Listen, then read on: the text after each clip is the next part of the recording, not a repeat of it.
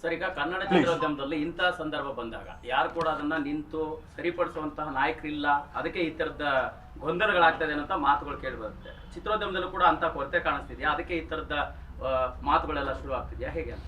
ಇಲ್ಲ, ಮಾತುಗಳು ಅಂತಂದ್ರೆ ಏನಾಗಿದೆ ಈಗ ನೋಡಿ, ನಾನು ಉದಾಹರಣೆಗೆ ಈಗ ಅವ್ರವ್ರು ಯಾರ್ಯಾರ್ದೋ ದುಡ್ಡು ಇಸ್ಕೊಂಡಿರ್ಬೋದು, ಕೊಟ್ಟಿರ್ಬೋದು, ಬಿಟ್ಟಿರ್ಬೋದು, ಗೊತ್ತಿಲ್ಲ ನನಗೆ. ಓಕೆ, ನಾನು ತಗೊಂಡಿದ್ದೆ, ಕೊಟ್ಟೆ, ಸಿನಿಮಾ ಮಾಡಲಿಲ್ಲ, 2 years 3 years ಸಿನಿಮಾ ಮಾಡಲಿಲ್ಲ, ಬರಲಿಲ್ಲ.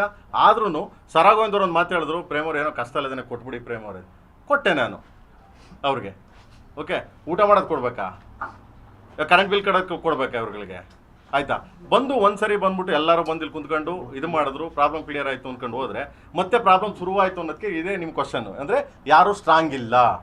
ಇದೇ ಅಂಬರೀಷ್ ಅಣ್ಣ ಇದ್ದಿದ್ರೆ, ಇದೇ ಬಂದ್ಬಿಟ್ಟು ಅಮ್ಮ ಇದ್ದಿದ್ರೆ ಯಾರಾದ್ರೂ ಕರೆದು ಬೈತಿದ್ರಾ, ಮಾತಾಡ್ತಿದ್ರಾ, ಯಾರಾದ್ರೂ ಹೇಳ್ತಿದ್ರಾ, ಬೆಲ್ಡ್ ಮಾಡಿ ತೋರಿಸ್ತಿದ್ರಾ, ಲವ್ ಬರ್ರ ಇಲ್ಲಿ ಯಾಕ್ರೋ ನಮ್ಮ ಮನೆ ಮರ್ಯಾದೆ ಇಟ್ಕೊಂಡು? ಯಾಕಂದ್ರೆ ಮನೆ ಅಂತೀವಲ್ವಾ, ನಮ್ಮ ಮನೆ ಅಂತೀವಿ. ಚಿತ್ರರಂಗ ಒಂದು ಮನೆ, ಇದು ಫಿಲ್ಮ್ ಚೇಂಬರು ಒಂದು ನಮಗೆ ತಾಯಿ ಸ್ಥಾನದಲ್ಲಿರೋದು ಇದು ಅಂತ ಹೇಳ್ತೀವಲ್ಲ.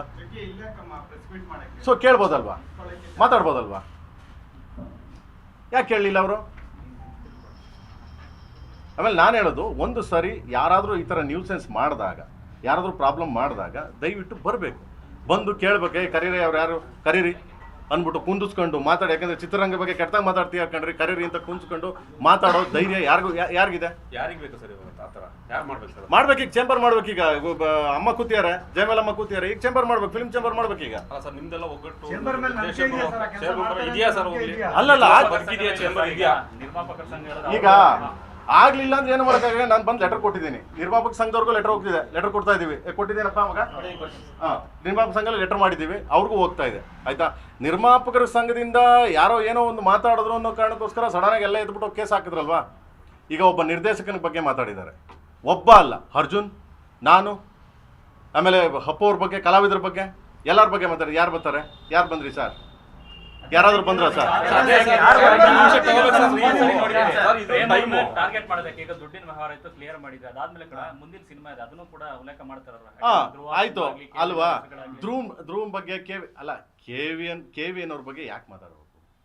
ಫಸ್ಟ್ ಆಫ್ ಆಲ್ ಗುರು, ಒಂದು ಸಿನಿಮಾ ಮಾಡಿದಾಗ ನಾನು ಕರಿಯಾ ಸಿನಿಮಾ ಇಂದ ಹಿಡಿದು ಟಿಲ್ ಟುಡೇ KD ಒಂದೇ ಏನಂತ, ಒಂದು ಸಿನಿಮಾ ಮಾಡಿದಾಗ ಇನ್ನೊಂದು ಸಿನಿಮಾ ಅದು ಕಂಪ್ಲೀಟ್ ಆಗಿ ಬಿಸ್ನೆಸ್ ಮಾಡಿ ಪ್ರೊಡ್ಯೂಸರ್ಗೆ ದುಡ್ಡು ಹೋದ್ಮೇಲೆ ಇನ್ನೊಂದು ಸಿನಿಮಾ ಮಾಡೋದು ನಾನು. ಅಲ್ಲಿವರೆಗೂ ಇವತ್ತಿನವರೆಗೂ ಮಾಡಿಲ್ಲ. ಇಡೀ ಚಿತ್ರರಂಗ ಗೊತ್ತು, ಮೀಡಿಯಾದವ್ರಿಗೂ ಗೊತ್ತು, ಪ್ರತಿಯೊಬ್ಬರಿಗೂ ಗೊತ್ತು, ಎಲ್ಲರಿಗೂ ಗೊತ್ತು. ಇದನ್ನ KD ಅನ್ನೋ ಸಿನಿಮಾನ ತಗೊಂಡ್ಬಿಟ್ಟು ನಾನು 3 ವರ್ಷದಿಂದ ಮಾಡ್ತೇನೆ. ಹಂಗಿದ್ರೆ ನಾನು 3 ವರ್ಷದಿಂದ ವೇಸ್ಟ್ ಅಲ್ಲ ನನ್ನ ಟೈಮು. ಏನು ಕೇಳಿನ ಇರೋದು?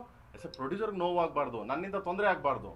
ನಾನು ಅವ್ರು ರೆಡಿ ಮಾಡಿ ಪಿಕ್ಚರ್ ರಿಲೀಸ್ ಮಾಡಿ ತೊಗೊಂಡೋಗ್ಬಿಟ್ಟು ಅವ್ರು ಬಿಸ್ನೆಸ್ ಮಾಡಿ ಅದೇ ಕೊಟ್ಟೋಗಿ ಇನ್ನೊಂದು ಸಿನಿಮಾಗೆ ಹೋಗ್ತೀನಿ ನಾನು. ಅದು ನಮ್ಮ ಇಷ್ಟ ರೀ. KVN 100 ಕೋಟಿ ಮಾಡ್ತಾರೋ, 200 ಕೋಟಿ ಮಾಡ್ತಾರೋ, 500 ಕೋಟಿ ಮಾಡ್ತಾರೋ, ಅದು KVN ಅವ್ರದ್ದು, KVN ಸಂಸ್ಥೆಯವ್ರದ್ದು. ಅದು. ಈಗ ಯಾರು ಮಾತಾಡಕ್ಕೆ? ನನ್ನ ಸಿನಿಮಾ ಬಗ್ಗೆ ನೀವು ಯಾರು ಹೂ ಅರಿವು ಮಾತಾಡಕ್ಕೆ? ಅದನ್ನ ಜನ ಮಾತಾಡ್ತಾರೆ.